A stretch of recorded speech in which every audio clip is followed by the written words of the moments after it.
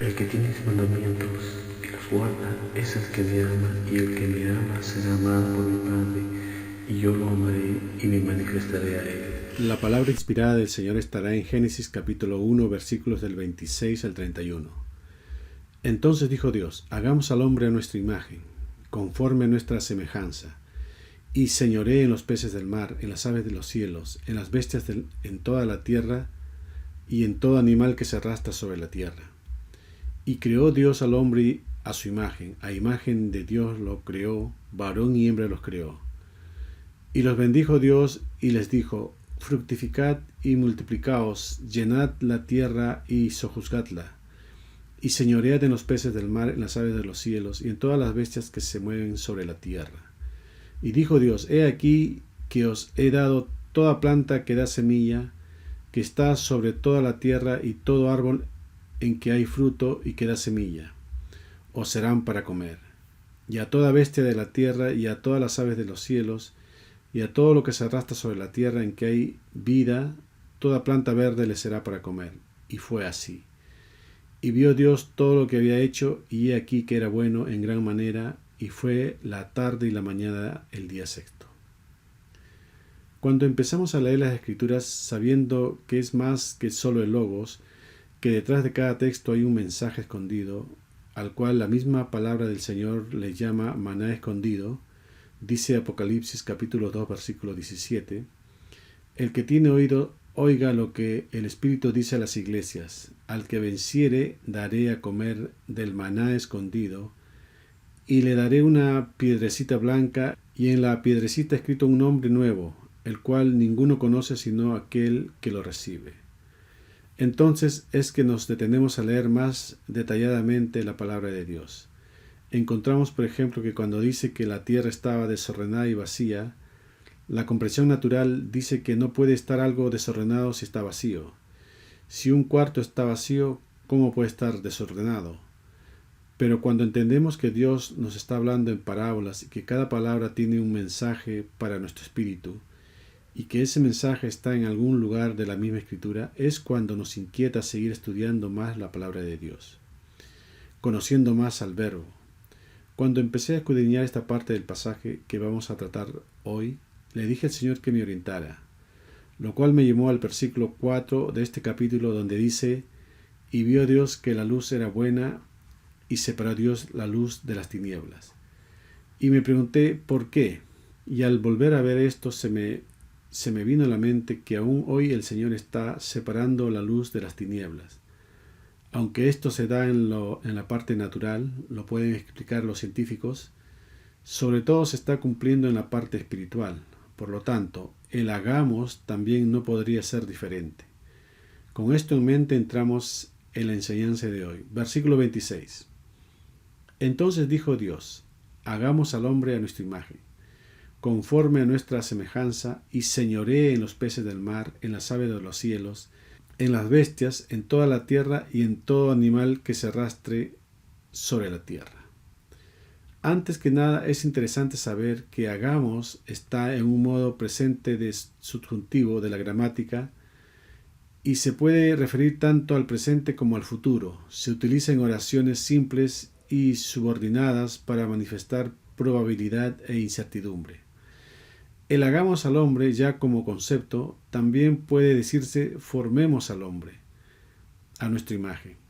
Implica ajustar al molde, y una de las cosas que el Señor hace este obrar es a través del Verbo, de su palabra, de Cristo, del enviado. Por eso dice que hagamos, y como sabemos, nos dio nacimiento espiritual por medio de ella. Dice 1 de Pedro capítulo 1 versículo 23.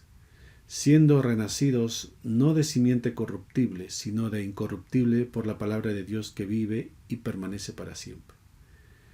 Y por medio de la palabra nos está dando también crecimiento mediante la verdad, para dejar de ser niño espiritual. Dice Efesios capítulo 4 versículos del 14 al 15.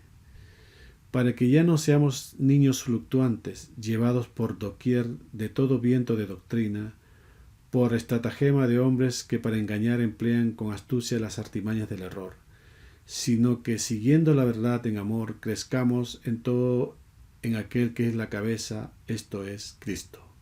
También por medio de su palabra nos purifica y nos santifica. Dice Efesios capítulo 5 versículos del 14 al 15. Maridos, amad a vuestras mujeres, así como Cristo amó a la iglesia y se entregó a sí mismo por ella, para santificarla, habiéndola purificado en el lavamiento del agua por la palabra, a fin de presentársela a sí mismo una iglesia gloriosa, que no tuviese mancha ni arruga ni cosa semejante, sino que fuese santa y sin mancha. Este diseño, este hagamos, fue desde el principio, desde cuando a Adán le dio aliento de vida. Dice Génesis capítulo 2 versículo 7. Entonces Jehová Dios formó al hombre del polvo de la tierra y sopló en su nariz aliento de vida, y fue el hombre un ser viviente. Este aliento de vida era apenas una pequeña porción de su espíritu. Dice parte de Génesis en el capítulo 7 versículo 22. Todo lo que tenía aliento de espíritu de vida en sus narices. Solo este hálito de espíritu de vida lo diferenciaba de los animales.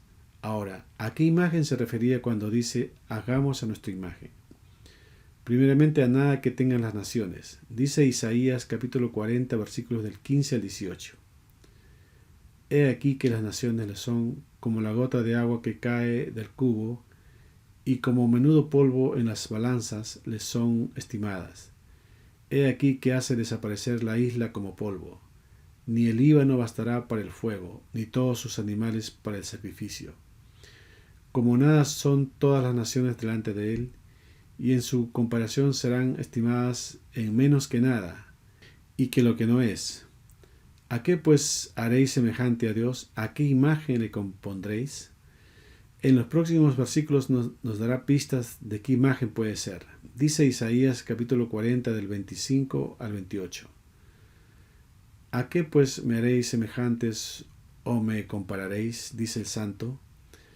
Levantad en alto vuestros ojos y mirad quién creó estas cosas. Él saca y cuenta su ejército, a todas llama por sus nombres, ninguna faltará.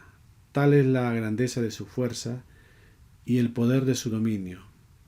¿Por qué dices, oh Jacob, y hablas tú, Israel, mi camino está escondido de Jehová, y de mi Dios pasó mi juicio? ¿No has sabido, no has oído que el Dios eterno es Jehová, el cual crió los confines de la tierra? No desfallece ni se fatiga con cansancio, y su entendimiento no hay quien lo alcance. Primeramente, su imagen está en lo alto, por eso dice, levantad en alto vuestros ojos. Segundo, él forma ejércitos, los que hacen su voluntad. Dice Salmos capítulo 103 versículo 21. Alaben al Señor todos sus ejércitos, siervos suyos que cumplen su voluntad. Tercero, él es eterno, no se cansa, es perseverante y su entendimiento es inmenso. Dice después en Isaías capítulo 46 versículos del 9 al 12.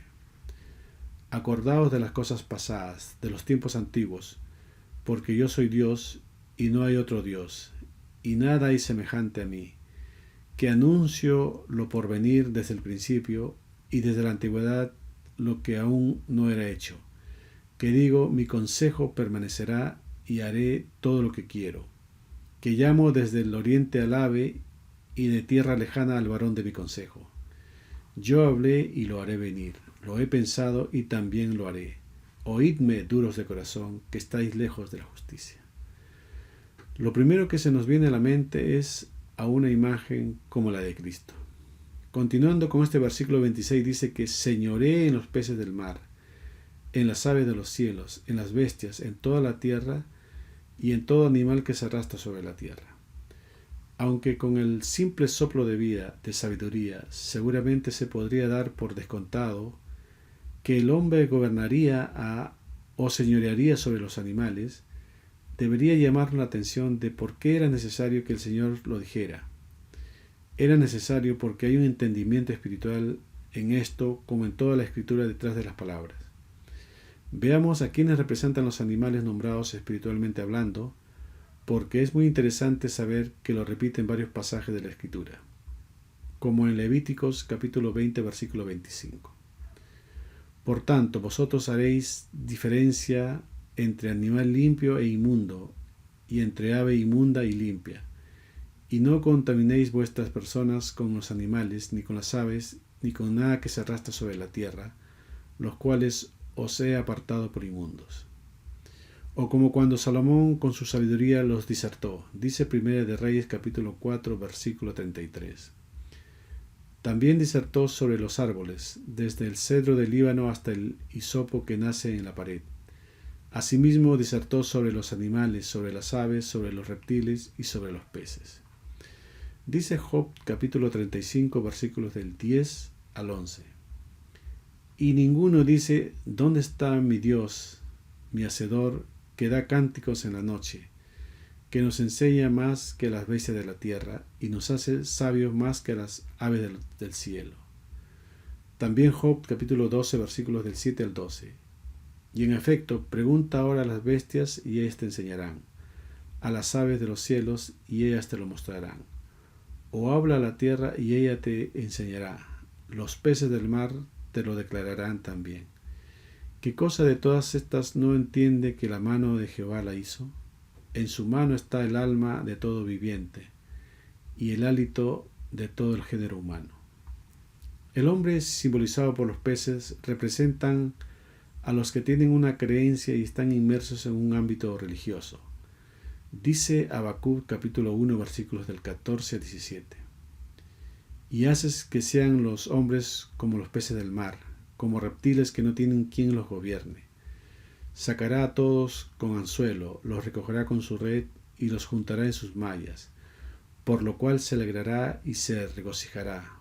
Por esto hará sacrificios a su red y ofrecerá sahumerios a sus mallas, porque con ellas engordó su porción y engrasó su comida. ¿Vaciará por eso su red y no tendrá piedad de aniquilar naciones continuamente?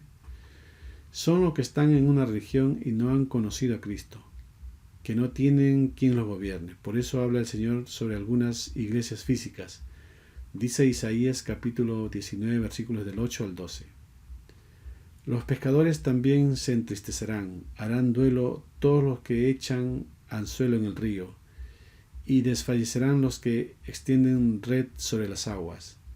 Los que labran lino fino y los que tejen redes serán confundidos, porque todas sus redes serán rotas, y se entristecerán todos los que hacen viveros para peces.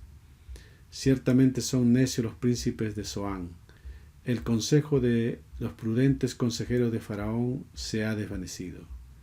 ¿Cómo diréis a Faraón, yo soy hijo de los sabios e hijo de los reyes antiguos?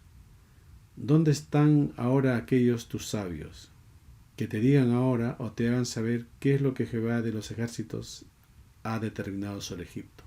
Las aves de los cielos representan como Jesús los identificó con el maligno según Mateo, Satanás según Marcos y el diablo según Lucas. Veamos primero en Mateo capítulo 13 versículo 4. Mientras sembraba, parte de la semilla cayó junto al camino y vinieron las aves y la comieron. La explicación en Mateo capítulo 13 versículo 19. Dice, cuando alguno oye la palabra del reino y no la entiende, viene el malo y arrebata lo que fue sembrado en su corazón. Este es el que fue sembrado junto al camino. Marcos dice que es Satanás. Veamos Marcos capítulo 4 versículo 4. Y al sembrar aconteció que una parte cayó junto al camino y vinieron las aves del cielo y se la comieron. Dice la explicación en Marcos capítulo 4 versículo 15. Los de junto al camino son aquellos en quienes se siembra la palabra, pero después que la oyen viene Satanás y quita la palabra que se sembró en sus corazones. Y Lucas apunta al diablo. Dice Lucas capítulo 8 versículo 5. El sembrador salió a sembrar su semilla, y mientras sembraba una parte cayó junto al camino. Fue pisoteada y las aves del cielo se la comieron. Y dice la explicación en Lucas capítulo 8 versículo 12. Los de junto al camino son los que oyen, pero luego viene el diablo y quita de su corazón la palabra para que no crean y se salven. También se hace referencia de las aves del cielo en otras partes de la palabra de Dios, como en Génesis capítulo 15 versículo 11. Y descendían aves de rapiña sobre los cuerpos muertos, pero Abraham las ahuyentaba.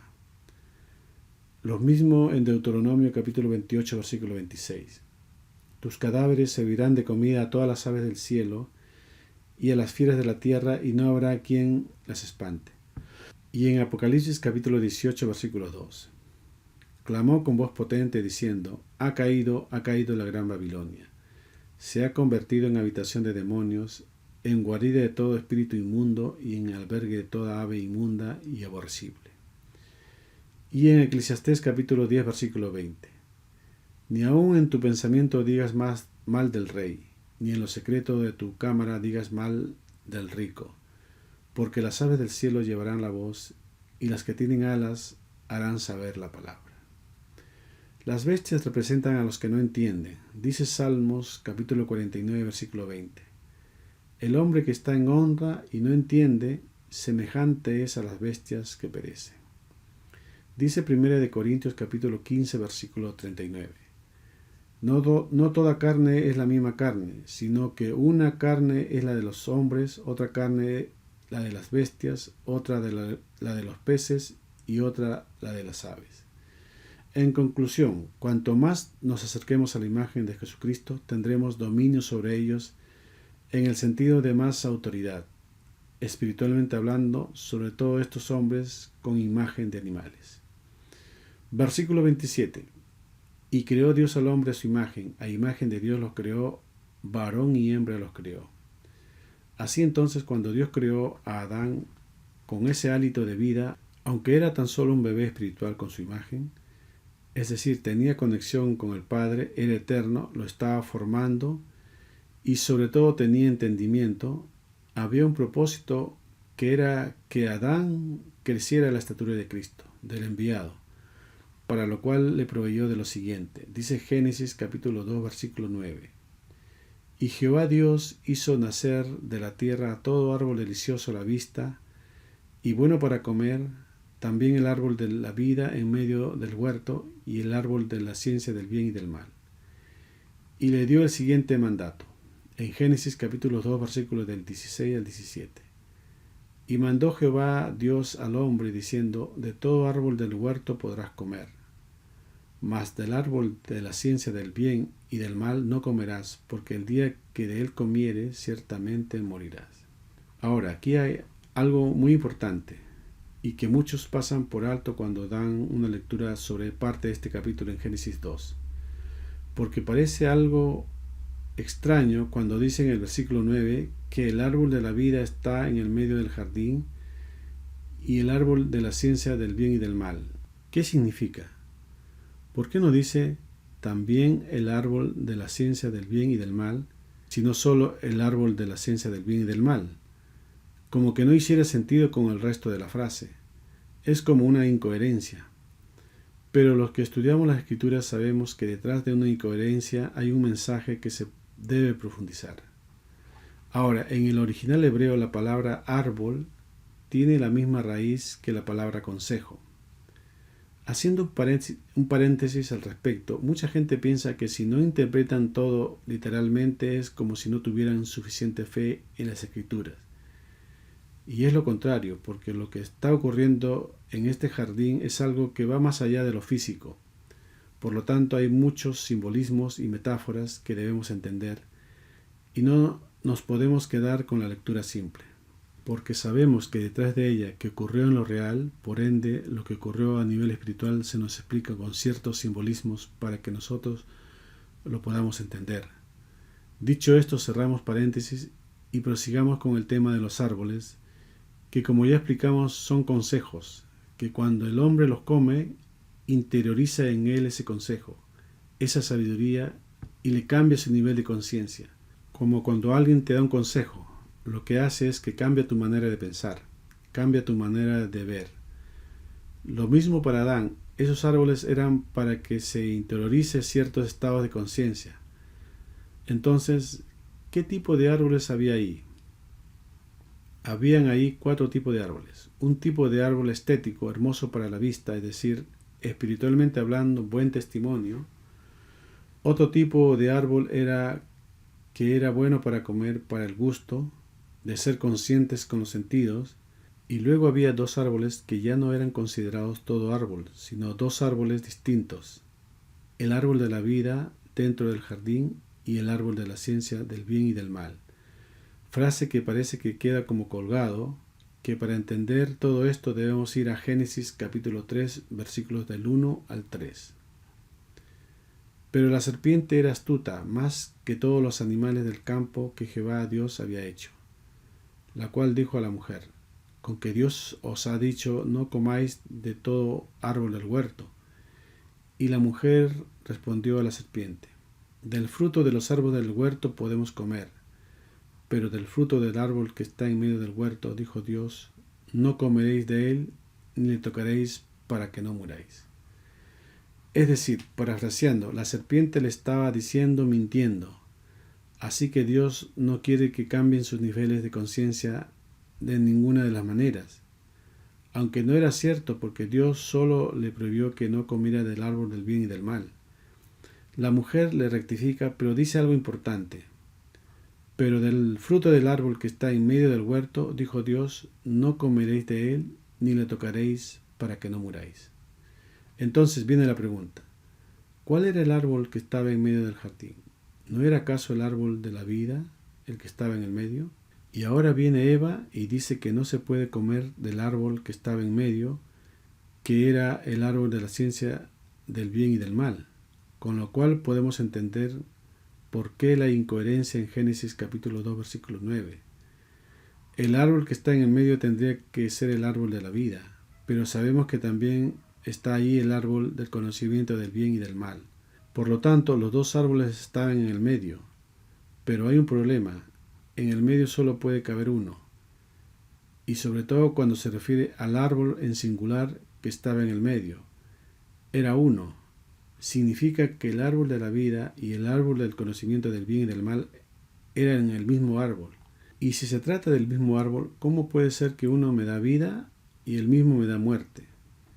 ¿Cómo puede ser que uno me da vida hasta el punto que Dios va a decir al final del capítulo 3, vamos a cerrar el árbol de la vida, no sea que coman de él y vivan para siempre? Es decir, del árbol de la vida cuando lo comes vives para siempre. Sin embargo, del mismo árbol cuando lo comes, refiriéndose al árbol de la ciencia del bien y del mal, mueres. Por lo tanto, parece ser que el problema no estaba en el árbol, sino el problema estaba en Adán y Eva, en la manera de ver, de comer, en la manera de percibir. Dice Mateo capítulo 6, versículos del 22 al 23. La lámpara del cuerpo es el ojo. Así que si tu ojo es bueno, todo tu cuerpo estará lleno de luz. Pero si tu ojo es maligno, todo tu cuerpo estará en tinieblas. Así que si la luz que en ti hay es tinieblas, ¿cuántas serán las mismas tinieblas? Por lo tanto, según la manera de comer, este árbol podría ser el de la vida o el árbol del conocimiento del bien y del mal. Así entonces comieron del árbol que estaba en el centro, pero lo comieron de la manera que al acceder a él, comieron del árbol del bien y del mal. Por eso el decir que el pecado de Adán y Eva fue la desobediencia es un poco simplista, sino que después de haber entendido que se trataba de un mismo árbol, el problema fue la manera como se relacionaron con ese árbol del medio, que cuando la comieron se consideró que comieron del árbol de la ciencia del bien y del mal. Y esto nos dice algo muy importante, porque así como la Escritura, la palabra de Dios es llamada árbol de vida, veamos Proverbios capítulo 3 versículo 18, ella es árbol de vida a los que de ella echan mano, y bienaventurados son los que la retienen. Sin embargo, debemos preguntarnos también, ¿de qué libro aprendemos lo bueno y lo malo, y nos da el conocimiento del bien y del mal? ¿No son también de las Escrituras? Entonces debemos tener cuidado, porque podría ser que estemos accediendo a las Escrituras de una manera que en vez de dar vida, dé otra cosa. Veamos algunos versículos para poner el contexto a esto. Dice Oseas capítulo 14 versículo 10. ¿Quién es sabio para que entienda esto, y prudente para que lo sepa?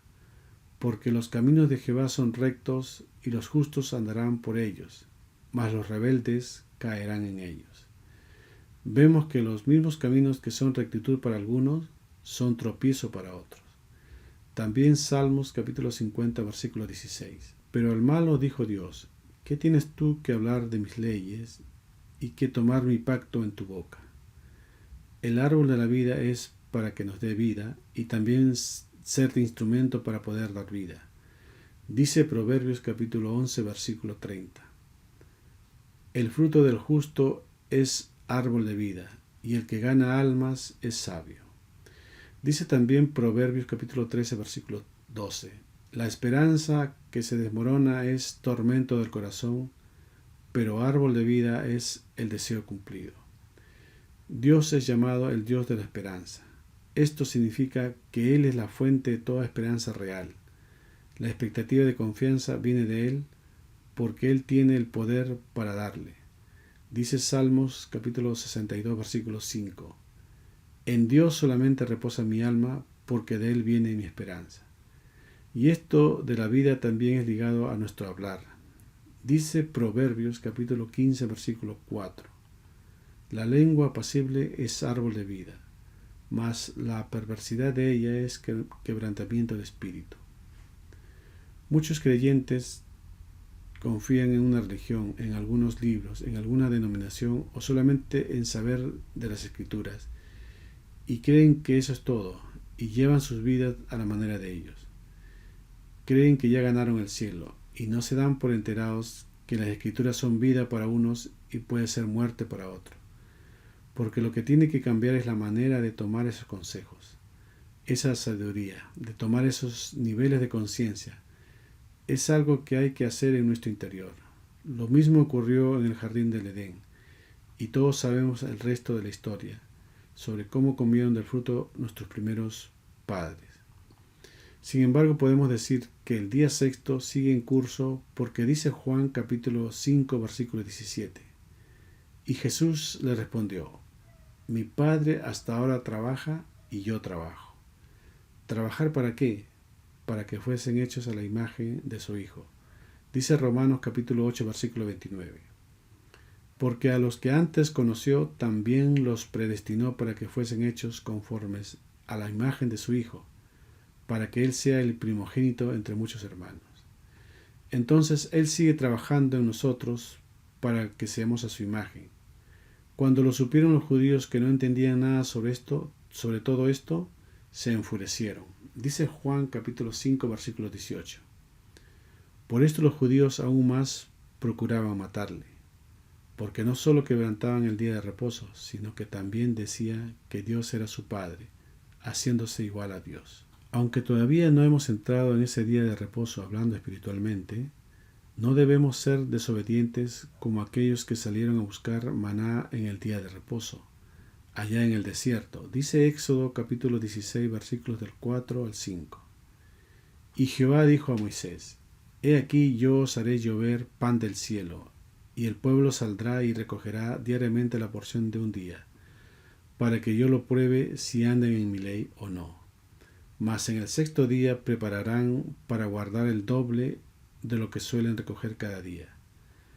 Vean que aparece la palabra prepararán y no solo significa estar esperando de una manera digna, sino que tiene que ver mucho más que eso. Dice luego en Éxodo capítulo 16 versículos del 22 al 25. En el sexto día recogieron doble porción de comida, 2 homeres para cada uno. Y todos los príncipes de la congregación vinieron y se lo hicieron saber a Moisés.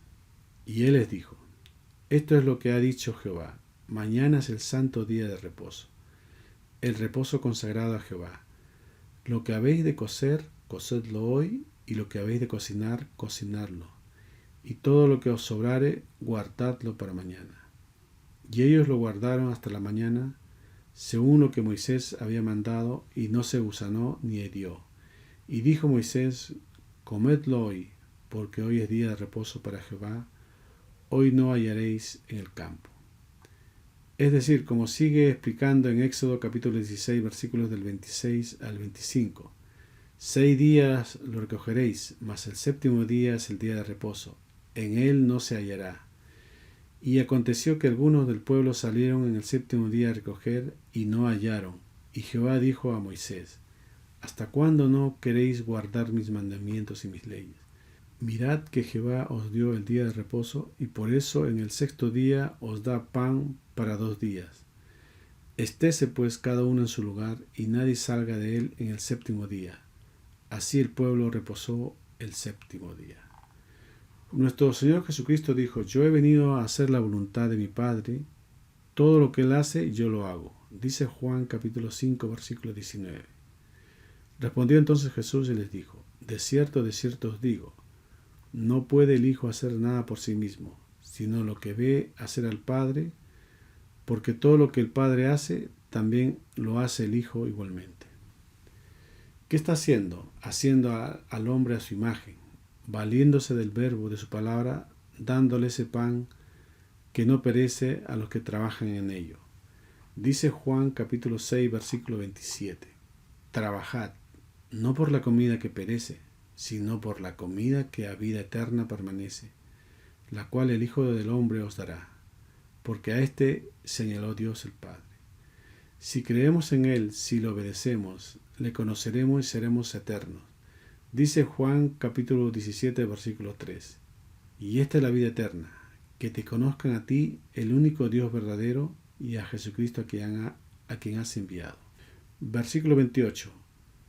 Y los bendijo Dios y les dijo: fructificad y multiplicaos, llenad la tierra y sojuzgadla, y señoread en los peces del mar, en las aves de los cielos, y en todas las bestias que se mueven sobre la tierra.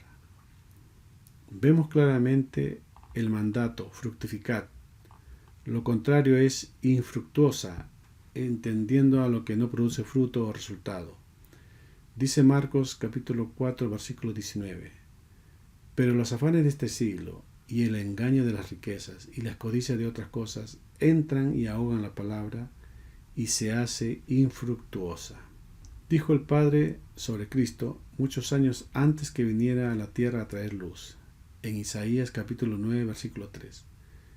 Multiplicaste la gente y aumentaste la alegría. Se alegrarán delante de ti como se alegran en la siega, como se gozan cuando se reparten despojos. Continuando con nuestro texto principal, en el versículo 29. Y dijo Dios: he aquí os he dado toda planta que da semilla, que está sobre toda la tierra, y todo árbol en que hay fruto y que da semilla os serán para comer. Esto dijo a Adán y Eva, y es interesante saber que solo las plantas con semillas pueden dar fruto, lo mismo para el árbol. Por eso, hablando espiritualmente, los creyentes genuinos debemos tomar consejo solo de los que tienen fruto. Versículo 30. Y a toda bestia de la tierra, y a todas las aves de los cielos, y a todo lo que se arrastra sobre la tierra en que hay vida, toda planta verde le será para comer, y fue así. Lo contrario del versículo anterior, las plantas sin semillas no producen, como su nombre indica, semillas de ningún tipo, y por ello tampoco tienen flores ni frutos. Espiritualmente hablando, la hierba verde son los impíos, los que hacen iniquidad. Dice Salmos capítulo 37, versículos del 1 al 2. No te impacientes a causa de los malignos, ni tengas envidia de los que hacen iniquidad, porque como hierba serán pronto cortados, y como la hierba verde se secarán. También Salmos capítulo 37, versículos del 35 al 37. Vi yo al impío sumamente enaltecido, y que se extendía como laurel verde. Pero él pasó, y he aquí ya no estaba. Lo busqué y no fue hallado. Considera al íntegro y mira al justo, porque hay un final dichoso para el hombre de paz. No es de extrañar que en las redes sociales está llena de planta verde. Dicen algo y las bestias hacen sus desmanes en las calles. Versículo 31 de nuestro texto base. Y vio Dios todo lo que había hecho, y he aquí que era bueno en gran manera, y fue la tarde y la mañana del día sexto. Al decir que era bueno en gran manera, fue porque Dios se complacía. Amén.